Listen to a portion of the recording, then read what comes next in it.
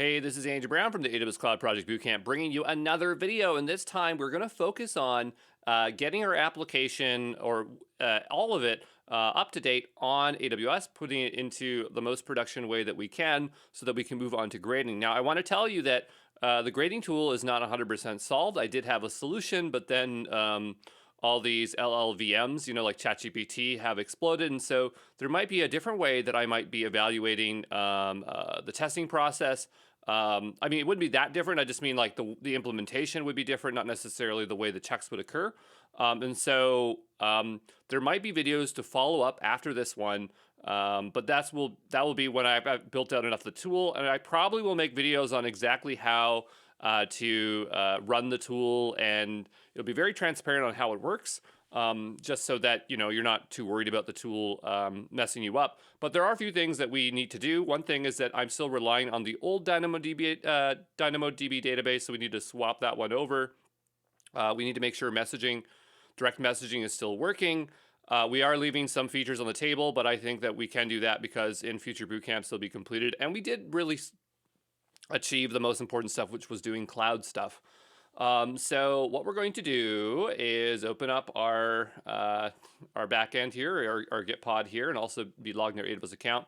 And let's get things moved over. So for the production database, I'm not sure if our database is all the way up to date. So that's the first thing I want to go check out.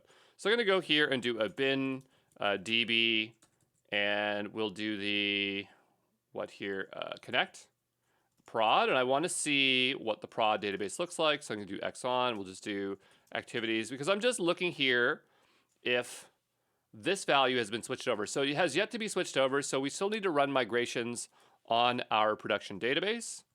And I said before that I really didn't want you doing it until we were ready to do it. Now that we've ironed out all of our issues with our migrations going up and down, I think that it's okay to do it. If it's not, we're going to have a headache on our hands, but I think that's okay.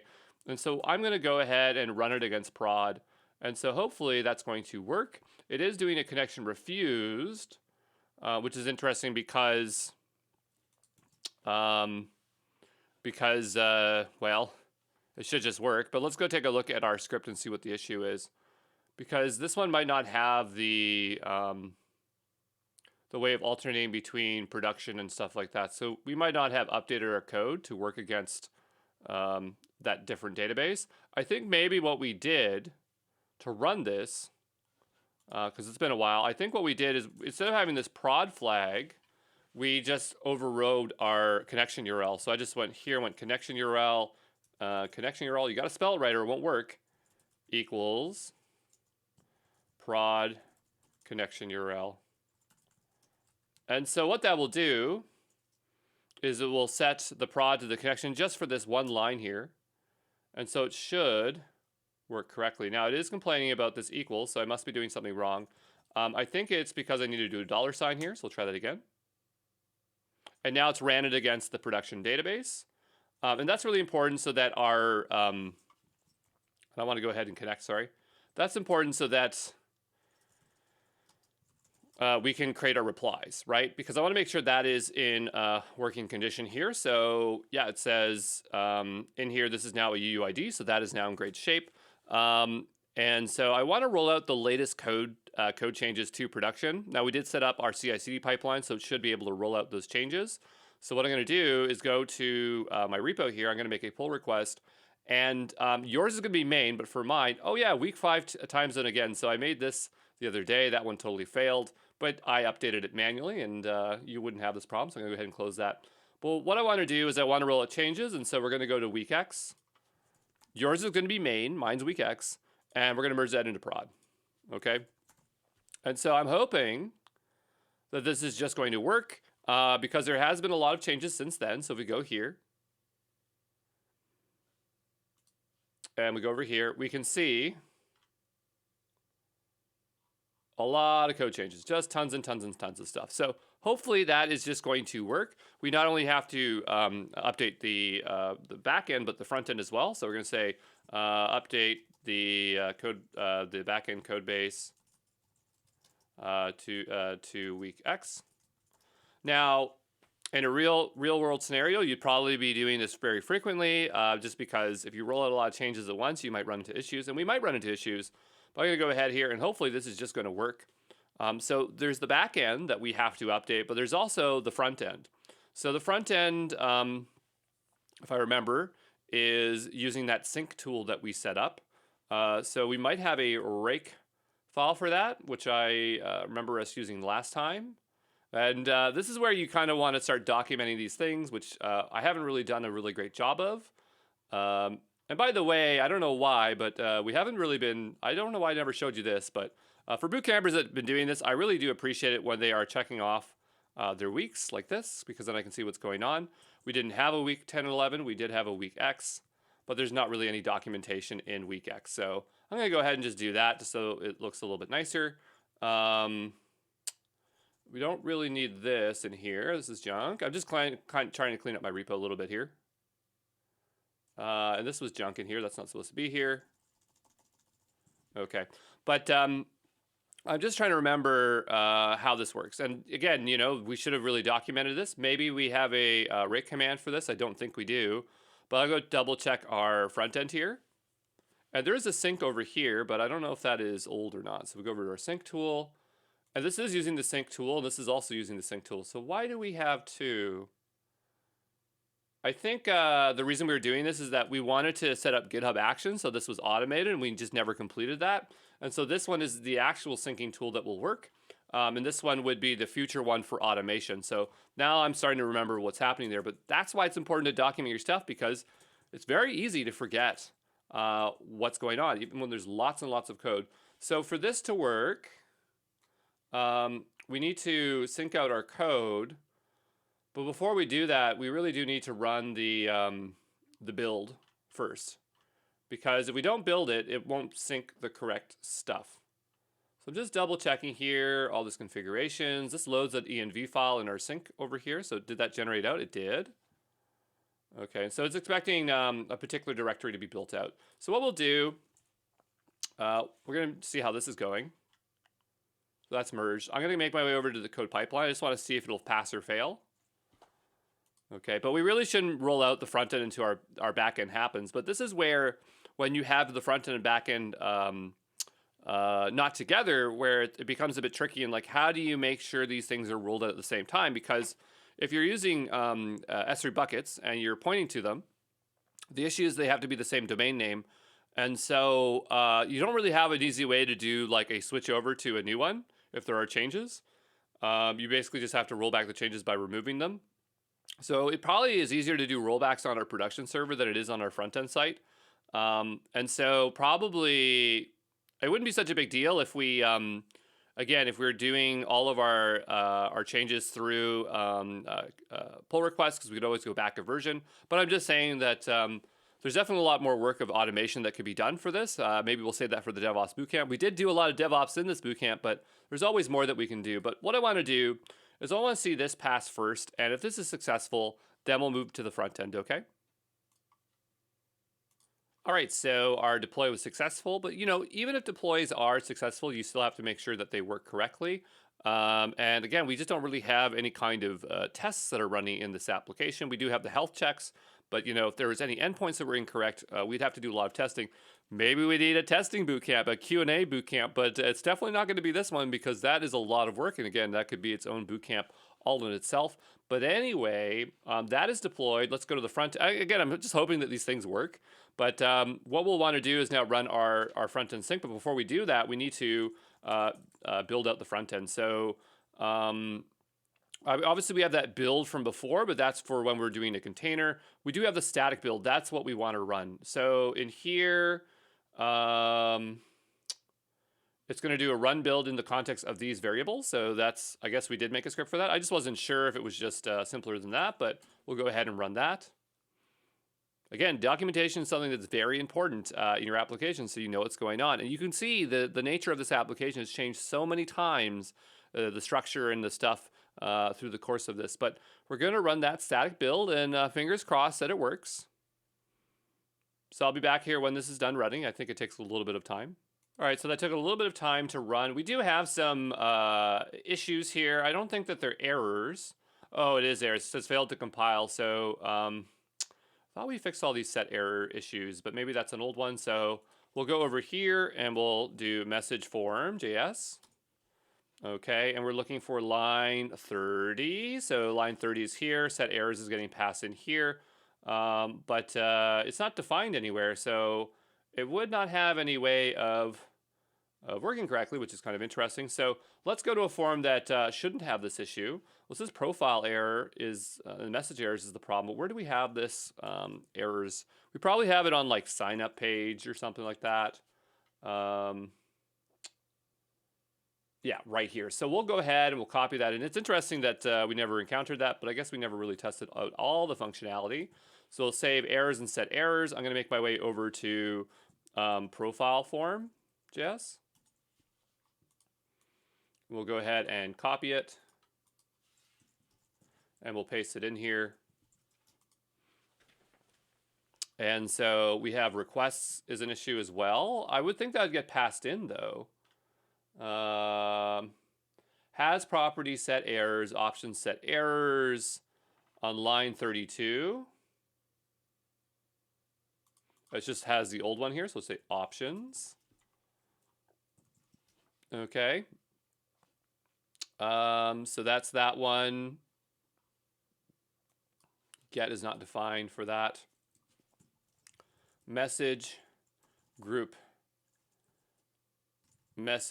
page. I'm sure we're going to have to roll out changes again, so we're going to get some good practice here doing production stuff. And so somewhere here, it's doing a get is not defined on line 16, which doesn't make sense because I saw it imported right here. We'll go down below to this line. Line 16 message, groups with a plural S. So I'm going to just copy that. Whoops. Message groups page up here. We'll go ahead and paste it in here as such. That's probably what it wanted. It's probably getting called here and just wasn't being referenced. So that will possibly resolve that issue. This is not using get access token, so we can just take that out there. And so let's go ahead and attempt to do build. So I'll be back here when this finishes, okay?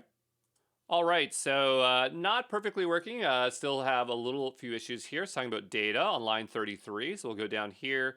It does not know what data is. It's because we need to pass it in through here. So this is actually great that it's catching these issues for the message group item.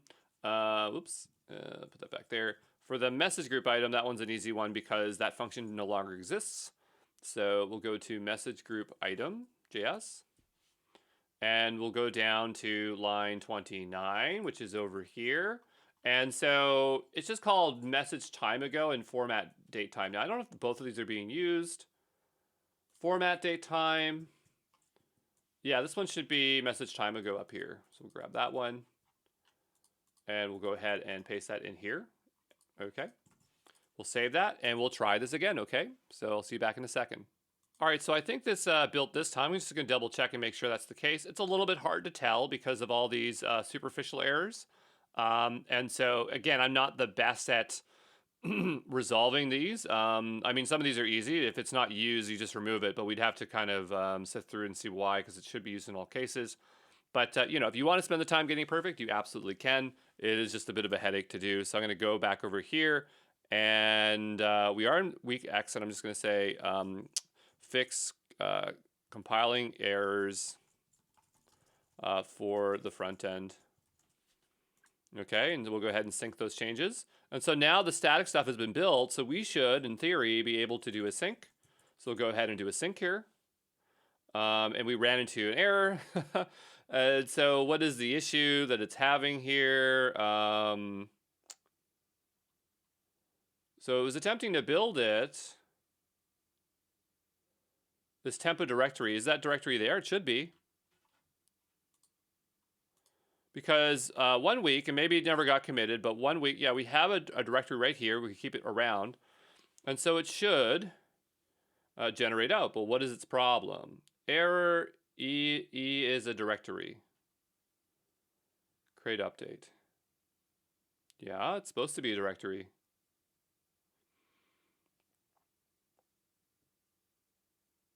So I'm just trying to think about what the issue is here. It is happening on line 22, which is probably where it executes it. So probably what's happening is, yeah, it's probably the path or something. So let's go take a look and see what it's complaining about. I'm going to go down to our sync env.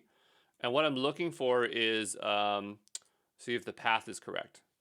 So I'm going to go here. And this is just, oh, this is the change set path. Maybe it's supposed to also include the name. So it's probably supposed to say change set JSON. I think that's the issue that we're having there. I'm pretty sure that we updated this code so we would rename it. Yes, like that.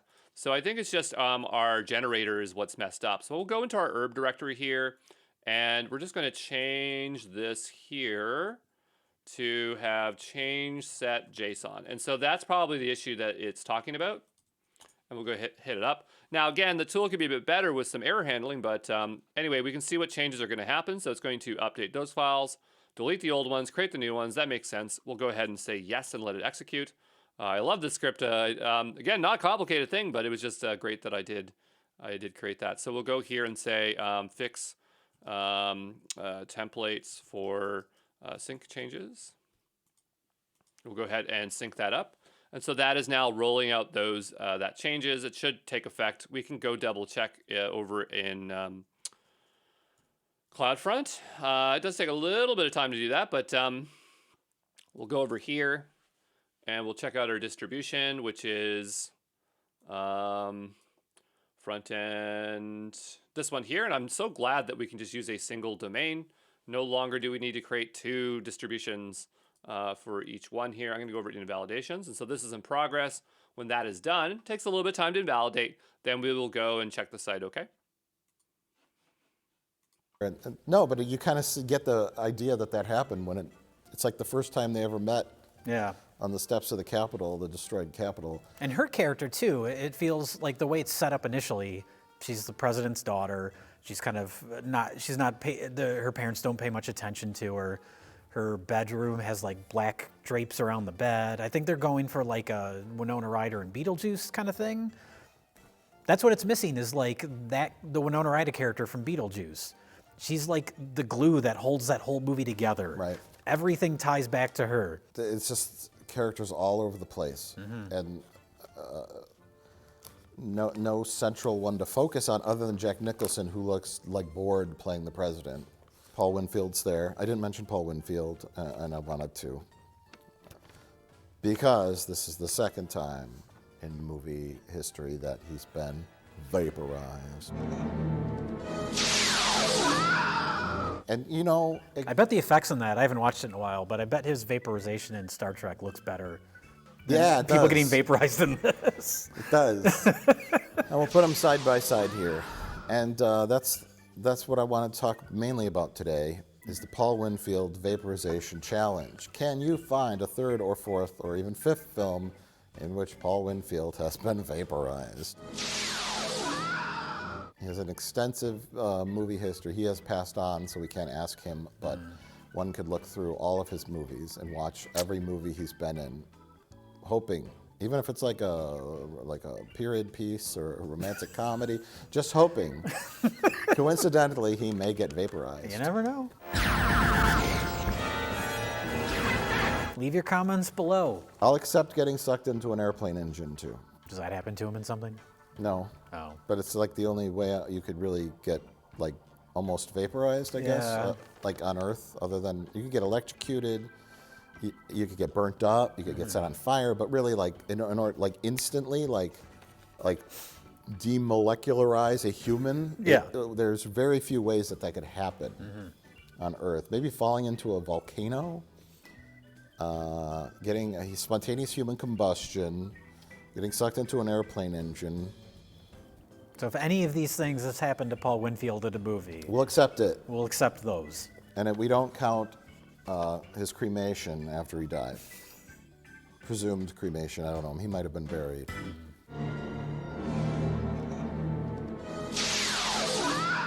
But, during that scene, when Jack Nicholson and Glenn Close and others are watching the carnage unfold on TV, there's a wide shot. Natalie Portman's sitting on the ground and she's laughing. Oh. I think someone off camera was like like making a joke, funny faces at her. It's like an outtake that ended up in the movie Yeah, because she's no one cared. laughing, and then she stands up and she's very concerned. Obviously, the movie isn't like silly in that regard, where the characters are laughing Yeah. at thousands of people are getting killed, and she's on the ground and she's like giggling. So, very large cast of One thought I had here is, does our new does our credentials allow us to be able to view the DynamoDB stuff? Now, I don't know if we made a machine user specifically for our credentials here. That's what we're supposed to do. I can go and check AWS here and see if we did that. I think we might just be using our developer one, which is probably not a good practice. But we'll go over here and take a look. We'll go over to users. What I'm looking for is if we have a machine user, and we don't. So, the thing that we deployed should really not have admin access, because if somebody was to break into our container, or running container, then they would be able to elevate their privileges here. So maybe they get in through another person that doesn't have full access, but they have access to get into our containers. This would be an approach for them to have that issue. And so really, we should be creating a new machine user and generate those credentials, because I do believe we have to bake in those credentials either way. But anyway, that's not my problem right now. My problem is the fact that this is not working. So what we'll do is make our way over to I'm just trying to think here. Where do I want to go? I want to go to 403 error. I want to check out our routes, because we did do a huge refactor there since last time, and maybe we've introduced an issue, or we're forgetting to include something. So I'm just kind of curious. I'm just going to look through here. So we have message groups. That looks correct to me. So all looks okay. So I have a hard time believing it's this, but just in case that it is, what we're going to do is hook up our production database here, and then that way we can rule out what the issue is, at least locally. So I'm going to go to our backend here, and so here we have our AWS endpoint, so that makes it connect to the local one, but that's not what I want to do. I want to connect to our table name, and our table is actually called Crutter-messages. So we actually have a different name for our table. It's not named as nice as that, because it was generated out by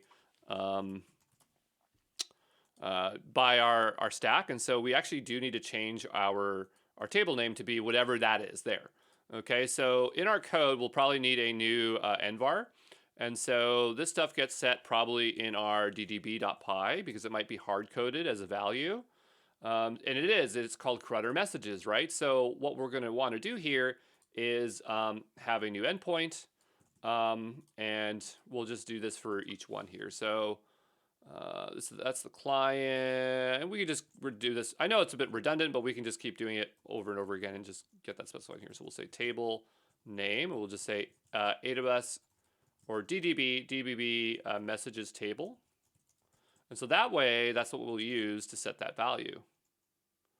Okay, so anywhere where that's being used, Crutter-messages, right there, we'll do that as well. And same thing here. Same thing here.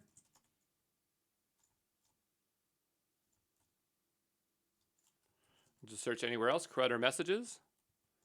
Crutter-messages, nothing exciting there, but we do have a bunch of bash scripts that we might want to update, just so that when we are using prod or not using prod, then it will use the appropriate values here. Otherwise, it'll always just be hard-coded to have that name. So, yeah, I don't know. Maybe we'll just fix that later until it becomes an actual issue, because I'm just thinking about it that it's not as simple as that. Well, I guess we do have to... Well, we don't seed the data, so that doesn't really matter. And we don't use the schema load in production either, so that also doesn't matter. So maybe that's not an issue, but if we want to use these other ones here, like list tables or scan or patterns, that might matter at that point. So I guess we don't have to really worry about it just yet. But we do need to set this new value here. So we'll go here, and we'll go back into our herb directory here. and we will open up the backend. Okay. And from here, we want to add this value. So we'll go ahead and do that. And so now it's just going to be based on whether it's production or development. So, I mean, these set them based on these envars that are being set. So I guess we could do it that way, but one is production and one is development. Let me think about this.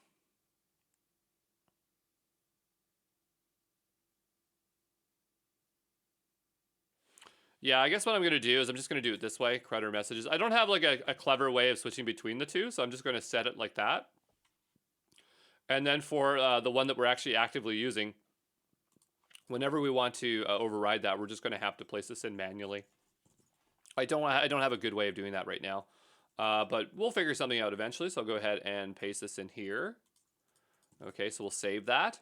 And so now this should use the production database locally. And so I want to see if we still get that 403 because that will determine if this is just a production issue or specific to here. So we want to do a compose up here. And so we haven't done one here yet. So I'll wait till this is done. I'll see you back in a moment. Okay. All right. So that's now running. We'll have to go ahead and set up our database here. So we'll just do a bin DDB, or sorry, DB, and that will be setup. Okay. And now for a production, we don't have to do anything because, well, actually, did we even do a schema load? We created the table, but no, we don't have to do anything because it's part of that creation process. That's fine. So I'm going to go here, and I get it would be really nice if we could distinguish between local development and production, something for later. But what I want to do is we have Alt Brown and Andrew Brown. I'm going to sign in here. Say Andrew at exampro.co, capital T, testing 1, 2, 3, exclamation mark. We'll sign in here. And we'll make our way over to Alt Brown. Actually, to write a message, isn't it just, what is it? I don't really like the URL for that. I think it's kind of a pain. That's why I wanted to get the profile page in, so it'd be very easy for us to message other people. We never really did that, so we're just going to do it manually. Again, future boot camps, we will tie off all these things. You know, it's just if we did all these features, we'd be 2-3 weeks out. I just already know it's not hard stuff. It's just not stuff that's worth your time and not worth me recording and making you do. So we're going to go over here, and I'm just going to go and paste in like that. And take off Alt Brown. Does that have a handle in front of it? No, just it's that. And so, you know, does this work in production? We'll say message. And it didn't work. So we'll go over to terminal. I'm not sure what happened here. We'd have to view our logs. Now, it didn't show up, but it might have still worked. What we'll do is we'll go and check DynamoDB here really quickly. And we'll go and check our table, explore the table items. And actually, well, why do we have 3? We have 1, 2, and 3. Is that correct? Yeah, that's correct. So all the 3 records created. So it did actually work. It did insert, but for whatever reason, it's not rendering it out. So let's go take a look and see what the issue is there. Now, this could be part of that 403 problem that we're having, and that's totally fine if we are. If we go back over here and do an inspect. Oh, so this is CRUD. This is not the right one. Let's go back to messages here. So we do see a message here, but I'm not getting a 403. But I might be, oh, no, I'm getting a 403. Oh, that's on that. Okay, so maybe we weren't really having a problem. Now, we will have a problem because we do have to set the environment variable for the table. I am seeing an issue with class name on this. It is complaining about that. Oh, it's that link. I never can seem to fix that. But we aren't having an issue there. So we definitely have to set this envar there. And so what I'll do is I'll go back to our service, because that's where it is. And we'll have to roll that out. So in our AWS CFN directory, in our service here, and in our template, we set envars, and so we're missing an envar here. And so what I want to do here is pull up what our new one is. It's called,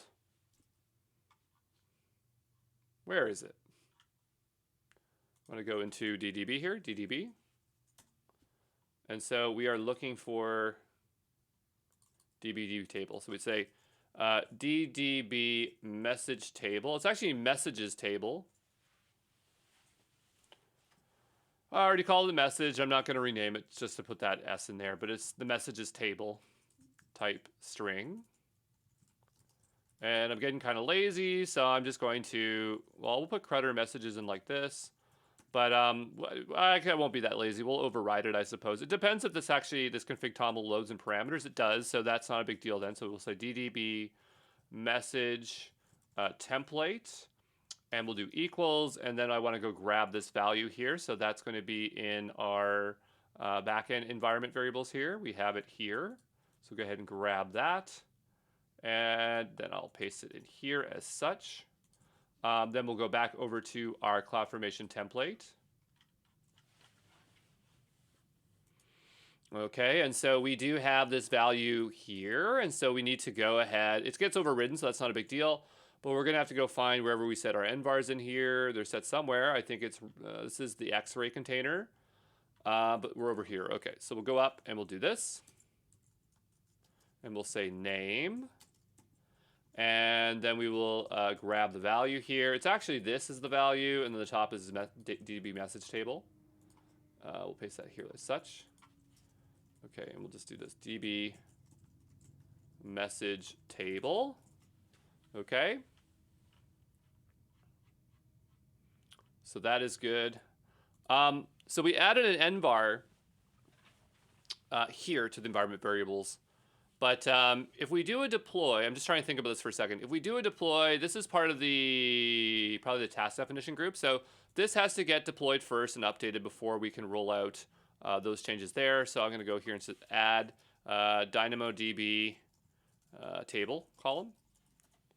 Now it kind of makes sense that we get a 403. Just 1 second here. For the 403 here. But it's just because probably it was trying to access a table that doesn't exist, right? Sorry, I'm just messaging Baco here. Our kids are going to pre-kindergarten for the day, so he was just asking me the time for that. But anyway, so we need to update this task definition file first. And so this is going to be bin CFN backend or service. We should have called it backend, but whatever. Yeah, that's it. So then we'll run that, and so that will update our template with the new envar. Hopefully it just works here. It's creating the change set. That seems promising. We're going to go over to CloudFormation, CFN.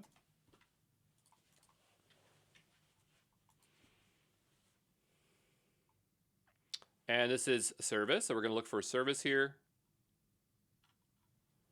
Where are you, service? They're somewhere here. Oh, we called it backend Flask, that's right. We'll go over to our change sets here. And I'll go here and we'll execute this change set. Well, before we do, let's see it's changing. It's going to replace the service. It has to do that. Now, understand that if it replaces the service, it's going to take it down, right? It's going to go down. And so, you know, I'm not exactly sure what the best way to do that would be. So maybe this is the case where the task definition should not be part of the service. So like it's spinning up the service and task definition. So this is where we might want to also split the line between our task definition service, because we just want to update the task definition. We don't want to take down the service, but it is going to do that. Now it doesn't just take it down, it rolls it out. So actually we probably won't experience any downtime, but I'm just saying that we're now doing a deploy where we don't necessarily want to do a deploy. We might only want to do a deploy through the pipeline because it has all those checks and balances and can roll back. So just understand that, again, we might want to change the boundaries of where our CloudFormation stacks are or layers, if that makes sense. So that change is rolling out. I don't know if it's already done. That seems pretty quick if it is. Yeah, it's update in progress. So we'll be back here when it's done. And hopefully it doesn't just say update in progress and stay in that state. But we'll find out, okay? I'm noticing this is taking a little bit of time, and so I'm just going to double check, making sure that no tasks are failing. Nothing is failing so far. Go over to tasks. No stop tasks, so we're okay. It's probably just the health check that is trying to pass. It's always these things that take forever. We'll go over to our target groups here and into our back end. That front end we're never going to end up using, but anyway, this one says it's healthy, so I guess I'm just waiting for this. Oh, there we go. Just a little bit, I had to be a little bit more patient and we would have had this here. So now that is in good shape. So our backend is rolled out. Let's make sure that NVAR is being set correctly, because I don't want to do a deploy and then find out it's not working at all. So we're going to look for, what are we looking for? And yeah, another reason why we'd want to not have that service update is it just takes forever too. So again, maybe the service should not be part of that, but the service does have to be running individually for this to work. But anyway, sorry, back on track here. What we want to do here is we want to do something. What do we want to do? Check our task definitions. So we're going to go over to ECS here. And maybe it's a bit easier if we just go to our resources here. Maybe we can click through. I'm not sure why it's doing this right now. Sometimes happens with the UI here. But we'll scroll over. It doesn't give us a direct link. Of course it doesn't. And so we'll go right to task definitions here. You think they could just hyperlink it. And we'll go into backend Flask. I want to make sure the latest version has our NVAR set up. And so there it is. So it looks like it's correctly set up to me. And so now what we can do is go back over to here and to here, and we can now do a pull request. Let's make sure all of our code is up to date. It is, because right now if we don't do a deploy, do we need to do a deploy? Because it bakes the image. We updated the NVAR. But we made changes to use the NVAR. So if we don't roll out the image, the code base won't be updated. So we do have to do that. And that's another reason why we wouldn't necessarily want that deploy to happen. So we apparently have a defect with our SQL here. So I'm going to go to weak X here, and we're going to merge that into prod. But my point is the app can be in a broken state, because let's say we changed something that was a page that was a part of our health checker stuff, that would run into a failure here. Come on, select it. What's going on here? Come on, GitHub. Come on, GitHub. There you go. Okay, I'm going to go ahead and merge that in. We're going to wait for a second here. And so I'm going to make my way back over to Code Pipeline. And we will wait for this to be successful, okay? So I'll see you back here when this is done, okay? All right, so after waiting a little while, our changes have rolled out. Let's go back to our CRUD application, our main one, and see if we get a different error. Because again, it makes sense that we'd get a 403 if it's trying to talk to a table that doesn't exist. But we did have that other table there, so I'm not sure why that was an issue, but we'll go over to messages, and we still don't see anything. I'm gonna go to inspect. And I mean, this one, let's just double check. This is JPG, so that one is superficial. We'll go over to our network tab. We'll give this a refresh. And we're getting a 500 error. So it's not a CORS, it's a 500 error. But it's supposed to do a pre-flight and pass it, right? So, but it says 500. So we'll go back over to CloudFront, because our Code Pipeline, because we never really fixed rollbar. But we'll go over to CloudWatch and we'll take a look here.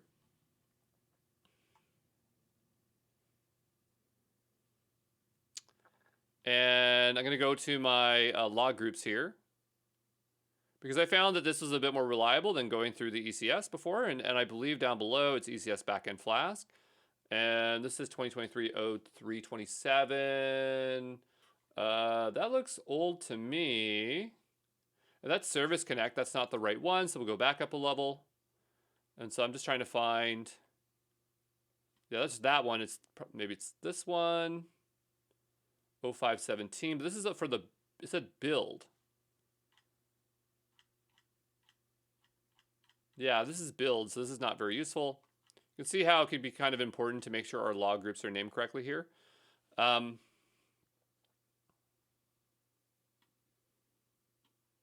yeah, where is this logging? Maybe under Crutter. Here we go, backend Flask. Yeah, so these names aren't the best, but I guess that should have been not the log name. The log group should have actually been backend Flask, and you can see it's redundantly named here. It's not the best, but let's go here and figure out what the error is. So it is throwing a 500 error of some sort, but what is its problem? Expand that up here. This is activities home, SQL. That's not the right error, but I'm starting to see an error-like thing over here. And so we see the table name for the query, right? And we now have our trace back.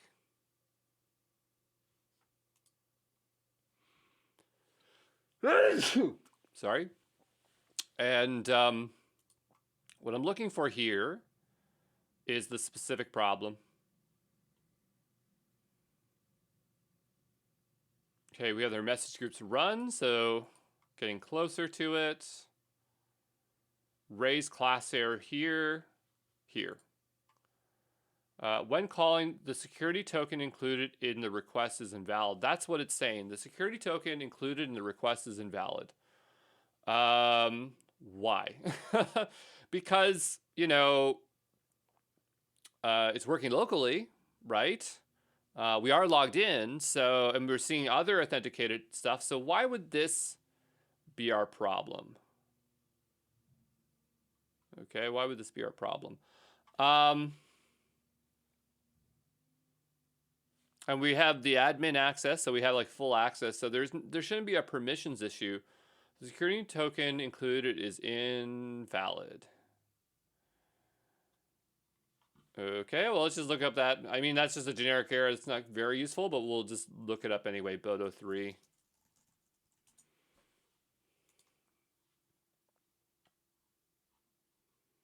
You're missing permissions. No, I'm not. I'm not missing permissions.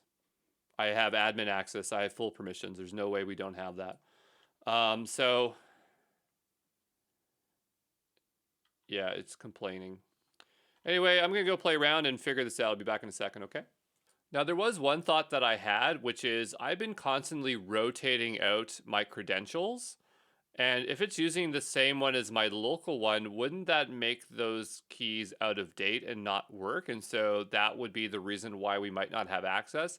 So that's a thought that I have here. So maybe what we should be doing is we should actually go make that machine user that I was saying that we never did and we should probably do. So that's what I'm going to do right now. So I'm going to go over to IAM and we want to go ahead and create a new role. I mean, we could also make that machine user. We could also make that machine user as a CloudFormation script. So maybe that might be a better idea. So I'm going to go here and go to ChatGPT. I just wanted to speed up the process here. So we'll go to 4 and write a CloudFormation template that creates a user with permissions to write and read from DynamoDB to, I'm just thinking for S3. So for S3, we do everything client side and not server side. We had an endpoint, right? So I don't think we need any credentials for that. I think the only thing we're really doing is using DynamoDB in our backend. I'm just trying to think about this for a second. Is there anything else that we're doing in our backend? I guess what we could do is just search for Boto3 and then we would know, right? So if I go here, because that's the only one that we could be using, but let's go look at how that client is being specified. So we have Boto3 here. We'll just search for everywhere it gets imported, I guess. File, find in files. And we'll say Boto3. And I'm just looking at the back end where it's getting called. And so we have this, but I'm really only interested in the back end. So I think the only thing that we use it for in our application, in our like the backend Flask, is for DynamoDB, and that's it. So yeah, we could just do that. So write a CloudFormation that creates a user with permissions to read and write from DynamoDB. Okay. And so I'm going to hope that I can just speed this up a bit. I'm going to make a new template over here called machine user. So just say new folder, I'm just say machine user. And then in here, I'll make a new file. We'll just call it template.yaml. Okay, and we'll go back over here. And so here we're getting access to a new user. And so that's something that we have here. I'm going to go ahead and, well, this adds a policy, so that would attach the policy that way. I suppose we can do it that way. I think it's totally fine. I haven't been doing it that way, of course, but I would create a role and then attach the role. But this is fine. So here, this is going to be called our CRUD machine user. And we'll go up here and say CRUD machine user. I kind of prefer lowercase, to be honest here, so I'm just going to do that. And so that's the one that's going to have our the access to the database. We could specify the exact database here just to lock it down and to have good permissions. I really don't care, actually, to be honest, because we don't really have one database, and we're not going to really be spinning up other databases, so I'm going to leave that alone. We're going to go here and then do this. So that seems fine to me. We'll go over to, we don't really need a kingfig.toml, but we'll make one anyway. Well, we do need it for some things, but we don't need to override any parameters. So we'll go here, and we'll go to the top here, and we will grab this one as an example. We'll paste that one in. I'll just say machine user here, like that. Then we'll go down to our CFN directory in our over here in our bin, and we'll say new file. We'll just say machine user, and I'm going to go ahead and just grab something here like this one. Go over to machine user. I gotta stop grabbing for database because it's more of a pain. But we aren't passing any parameters in, so we'll just take that out. We'll take that out.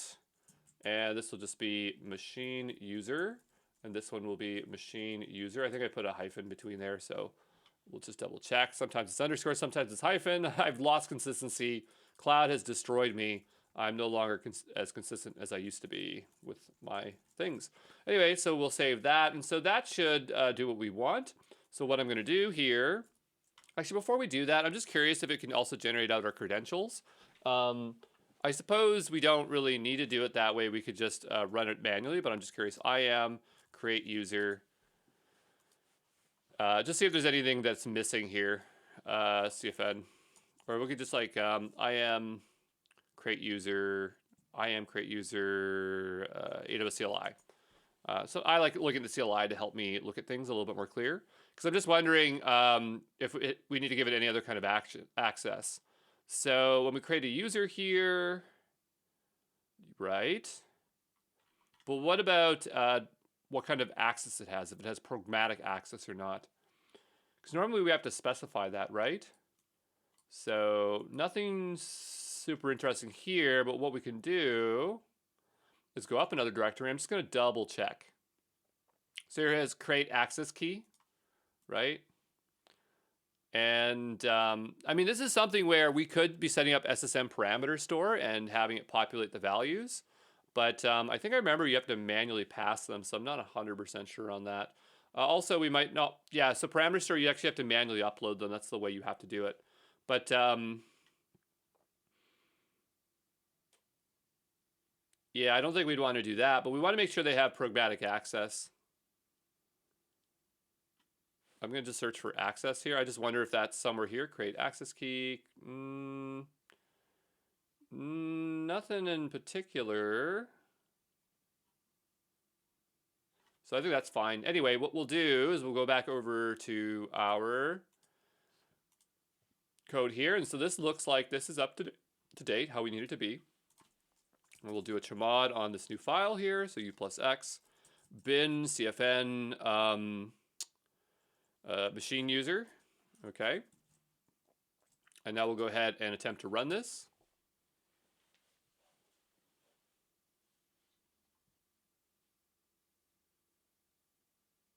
And so we'll wait for a new change set. Some things make sense to do via ClickOps, other things don't. But when it comes to users, I'm often doing that via ClickOps. It just feels the right way to do it.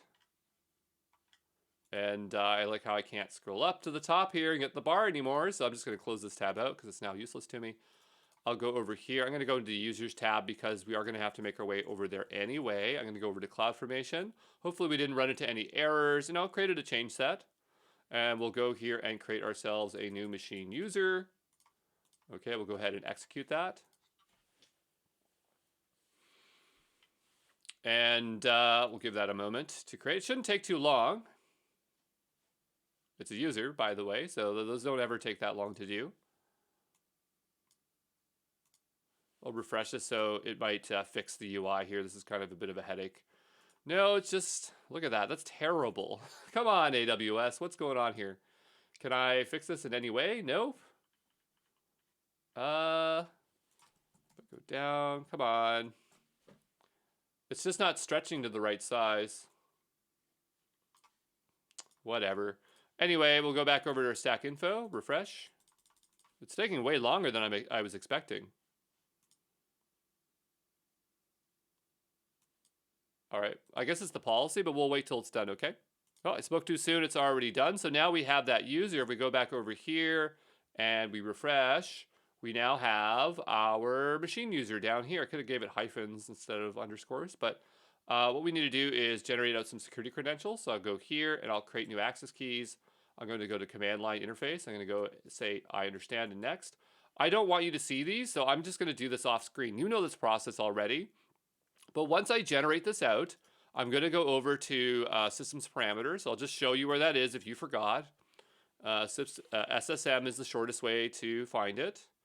They really want you to use Secrets Manager. I'm not going to do it. Systems Manager is cheaper and, I don't know, just as good. So we go here, and in here we have this access key and secret. So you'll have to go in and edit it and then update those values.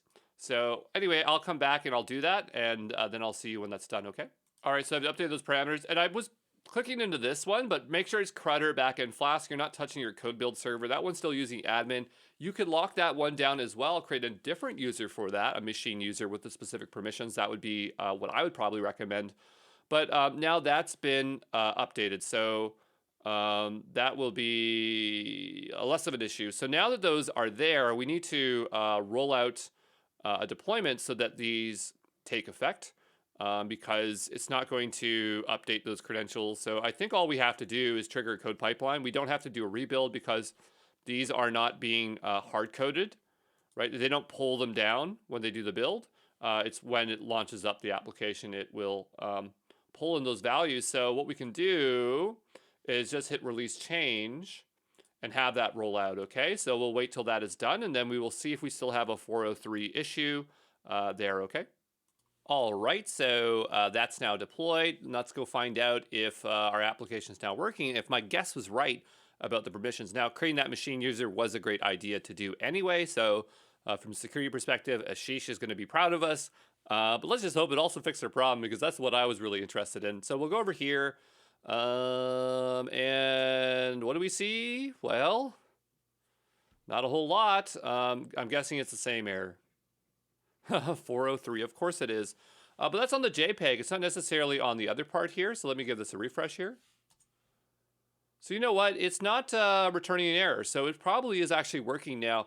Now the question is, why isn't that data that we have in our database, if we go over to DynamoDB, showing up here? Because we did create it here. And I think the reason why may have to do with keys. So if we go over here, and we go over to indexes. And by the way, this is why we should have a production and a staging database when we're checking against them and not necessarily using them against the same one. Otherwise, we'll end up with junk data. But if we go over here, this is very reliant on these UUIDs, and these UUIDs get generated by the application. So these ones were generated by the local development one. And so I guess that would probably explain why it's not showing up, because it would have to link back to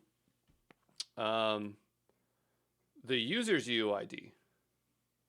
And so the question is it using, if it uses the Cognito user ID, which is more unique, that might have been a better value to actually use in that one. Because the issue with using this UUID is that it will be different on development and production. And so actually every time we use development, I think it would change. It wouldn't be there every time. So maybe from a design decision, we should have used the Cognito user ID just because of this scenario. But that's okay. We'll just go ahead and delete this for now. Well, again, you know, we should have a staging DynamoDB database, or just use the local one, so it's not that much of an issue. But we'll go here, and we're not getting any errors, so that is good. But for this to work, I need to have a second user. So I'm going to, this is local. I'm going to go here and sign out. I'm going to sign back in. Whoops, we'll go back here for a second because I did see more stuff here. We don't have a way of deleting CRUDs, which would be really nice. But we'll go here and I'll go ahead and sign up.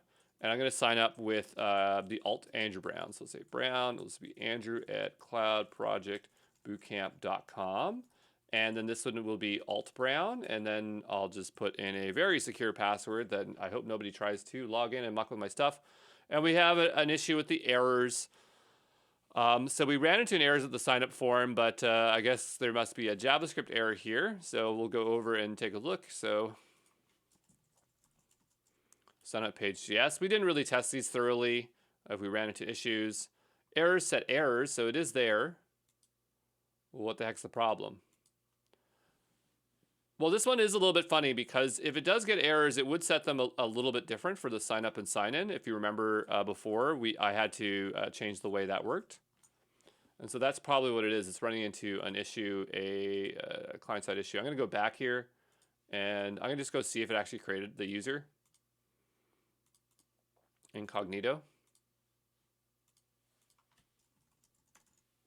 But yeah, you can tell there's more work to be done with our authentication system. So we'll go over here, or at least the client-side testing. And, you know, again, people are making accounts on mine. I got to go delete you folks, sorry. But you aren't supposed to be using mine. Remember, you're supposed to be using your own. But I do see this one here. Oh, you know why it aired out? Because it's already in use. I've already signed up and used this user. So, or I shouldn't say that I signed up and used the user, but I did sign up and use the user locally. So it already exists, but there is no record of it. And so that's our actual problem. So what I need to do is create a record, or I can delete this out and make it again. And that's why it was failing. I think I'm just going to go ahead and delete it here. And I'm just going to create it again, and that will resolve my issue. So what I'll do is I'll go back here, and that's why we're probably getting the error. We'll say alt Brown, Andrew at cloudprojectbootcamp.com. It'll say alt Brown, and we'll just put a password in here, and then we'll sign up. And so now we have that. I need to go to my email, so I'll be back here in a second to get the confirmation. Just give me a moment. Shouldn't take me too long here. I don't see it yet, but I'll give it a moment. Sometimes it's not instantaneous because I think it runs kind of like on a loop there, or whatever you want to call it.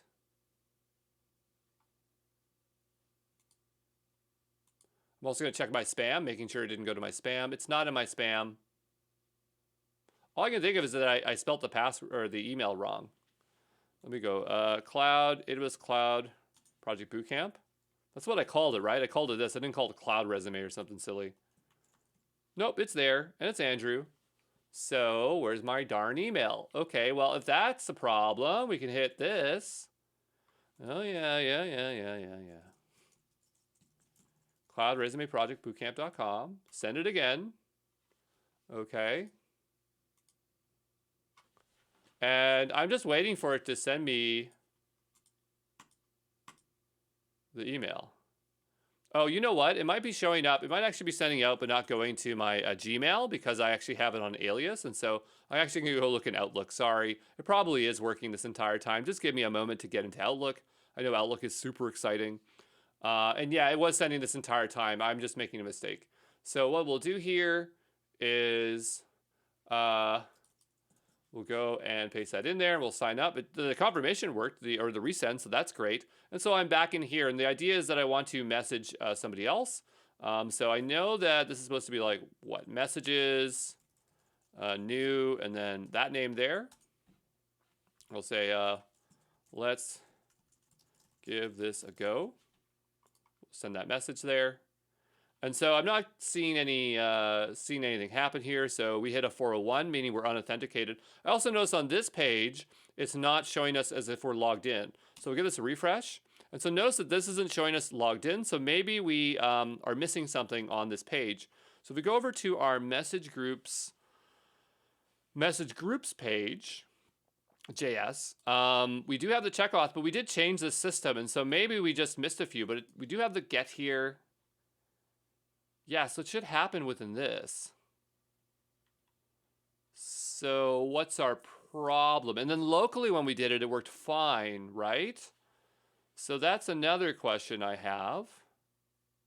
Yeah, it worked locally fine, but here it's saying like we're unauthenticated. Let's go back over here. Oh, we're not even logged in, that's why. So we were on another page and we weren't authenticated in. And so maybe when we hit a 401, what our application should be doing is redirecting us to the home page or the sign up page, because that would make a lot more sense, right? So that's just like, again, things that we should fix at some point. I'm not going to do that right now, but I'm going to go ahead and log in here, cloudprojectbootcamp.com. And this will be capital T, testing 1, 2, 3. And is this a sign up page? Let's sign in. Let's see, Andrew at cloudprojectbootcamp.com, capital T, testing, exclamation, sign in. There we go. And again, you know, we do have more front-end stuff to do. This isn't a front-end boot camp, even though we did a lot in it. I think you learned enough of that. We'll go back here and try this again. So this would be messages new, Andrew Brown. Okay, so we are logged in. We'll say, hello, does this work?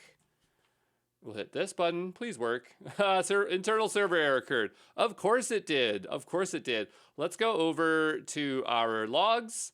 In the only place that we can find them right now, we'll go over to CloudWatch logs, not the best structure yet. And I'm going to go over to log groups. I mean, we should try to be using log insights, but I'm not there yet. I've used it before for Rails and stuff like that, but since we have a non-standard way of logging, I'm not sure how much benefit we get playing around with that. We'll go into Crutter here, and I'll go into our backend Flask application. And so now we're going to see what the issue is here. So the view function for data create message did not return a valid response. The function either was none or ended without a return statement. Okay. We'll go into that. We haven't used this for a while, so maybe we did refactor something out and mess it up. So this would be in our messages pie, and we'll just go take a look here. Now, it worked locally, no problem, so I'm actually kind of surprised that is happening. But if we go over to here, no, this all looks fine to me, right? Maybe if we had like an older backend and it wasn't rolled out, that could be the reason why, but it's not. So there's an issue here. The function either returned none or ended with a return statement. And it shouldn't matter if it's a none. It should just... Do we even test the create one and the local one? I'm not even sure. But anyway, what we'll do is we'll go over to DynamoDB, because it either created the record or it didn't, right? And that's what we want to go find out. So we'll go to our tables here. We'll get rid of the, well, we could leave that one up as our old one for our, let's say our development one, but you might want to delete it because we do have provision concurrency and that stuff kind of adds up over time. But what I want to see is there any records in here?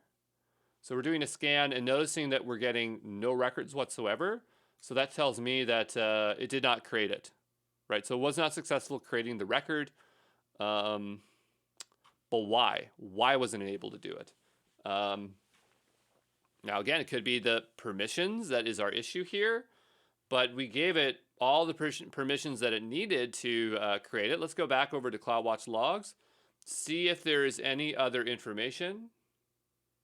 Oh, over here it says, when calling the batch write item operation, is not authorized to perform it.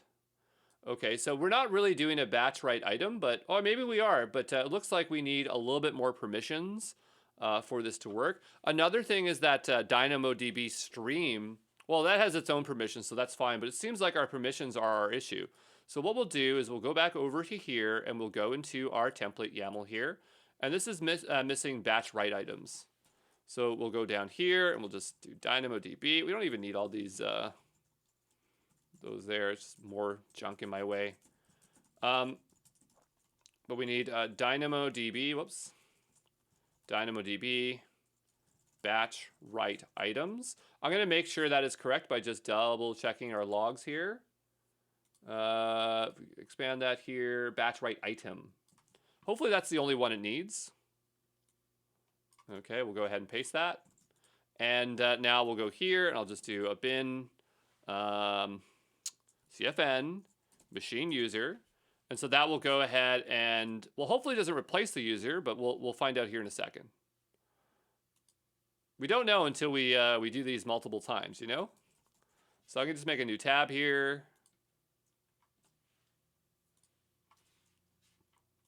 We'll say CloudFormation. Okay. Yeah, that's where we had our issue, our access denied there. So we go back over here, and I'm going to go into our machine use. I'm assuming that change set worked. And we'll click into it, and we'll see what it's doing. So it's not touching the user. That's perfect. We don't want that because we have credentials attached to it. It's not going to replace it. It's just going to modify it. So that sounds perfect to me. Let's go ahead and do that. And fingers crossed that this will be super fast, and it will just work perfectly. See you back here when this is updated, okay? All right, so our update is complete. We'll give this a refresh here. So yeah, that looks like that's working there. So my thought now is we updated permissions. We just have to try it again, right? So we'll go back over here. We'll make sure we are still at our logs. I really don't like the name of those the log files there. Crutter and then back and flash. That is terrible. But we'll go back over here and refresh it. Again, you know, fix these things if it bothers you. But for me, I'm not really that bothered.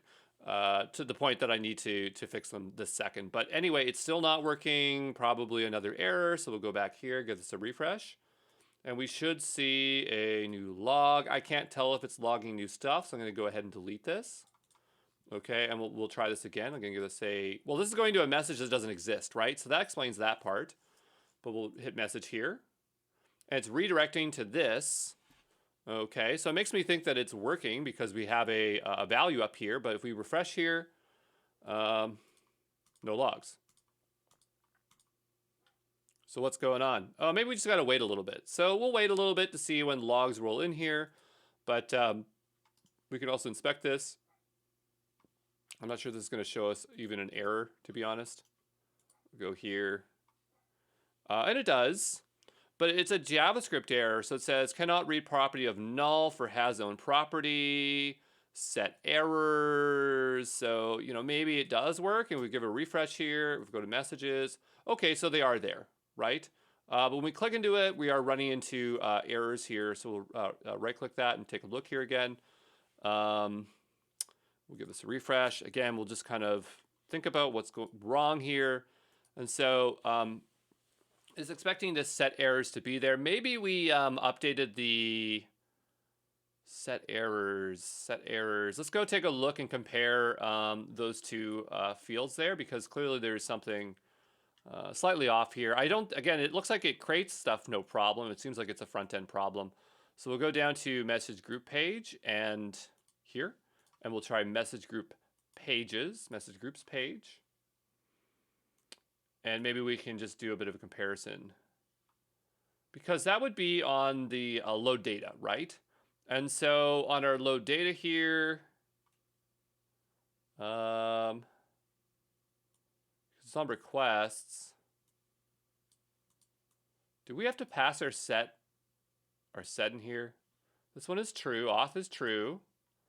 And then for message group page, this one has a null.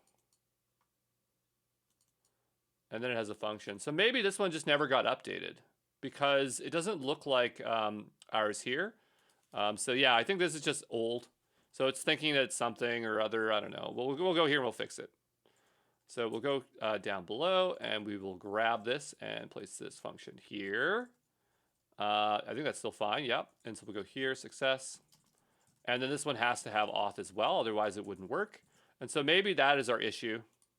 So we'll go here and create machine user template, fix front end for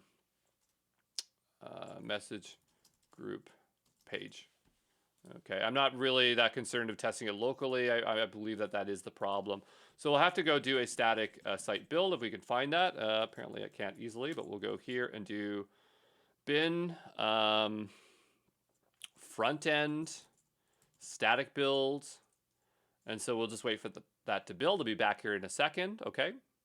All right, and so that built, so we'll go ahead and sync that now. So we'll do a sync. Hopefully we're getting kind of in the routine of how we can update it. We can see that there are some changes, of course. So go ahead and hit yes. And then we have to wait for the distribution to finish. So we'll just go over to a new tab here. But yeah, there are no errors, no logs here, which I'm still surprised there's no logging. But it should log in all cases, not just if there are errors. So I'm not sure what's going on there. But we'll go over to CloudFront, and we'll go into our front end here. We'll check out our behaviors, invalidations, and we'll have to wait for that to finish. And then we'll go back and see if that fixes our issue, okay? And it looks like our invalidation's done. And remember, it's going to bust the cache every time because it's the way it updates the index and the values. So that's always really great for us. I'm going to give this a refresh here, and I'm just crossing my fingers that it works. Yes, we are seeing stuff. We have a different problem. I mean, there are 2 calls in there, so maybe we missed the other one, and this is why local testing is probably a better option here, but I didn't do that. This is message group page. Oh, it's right here. Come on, Andrew. What are you doing? Just making our lives hard for no reason. So we'll go ahead and copy this. Yeah, good practice for us to remember how to deploy. We'll save this, and we will go ahead and do a static build. I'll see you back here when the static build is done, okay? All right, so that's done. So now we'll do our sync, I guess. Okay, and so that's going to push out those changes there. We'll go back over to CloudFront, and we'll go back to invalidations here, give this a hard refresh, because now we're going to be waiting on this one. So I'll see you back when this one's done, okay? All right, so that is complete. We're going to make our way back over to our application here, give this a refresh. And now it's showing things correctly. So that fixes that issue. It doesn't select the right tab here, but again, that's a minor issue. I'm not really going to worry about it. Coco, I'm a white unicorn. Did we ever implement this tab? Maybe we didn't. Yeah, because it's mock data. But you know what? We've done enough so far. I'm going to really have to decide what it is we want to do after this. Right now, I'm going to say that this is now up to date in terms of production. You could delete the old DynamoDB database if you want to. You probably should. But yeah, we are moved over, and our production is now in the place that it needs to be. I'm going to proceed to figuring out how to build up the grading platform. As I do it, I might have to fix up the application, so there could be some additional videos. But let's just consider this kind of the wrap-up of week X here. And yeah, if there are more videos, we'll see. But there you go. So if you made it to this point, you are in really good shape to get graded. But I'll see you in the next one, okay? Ciao.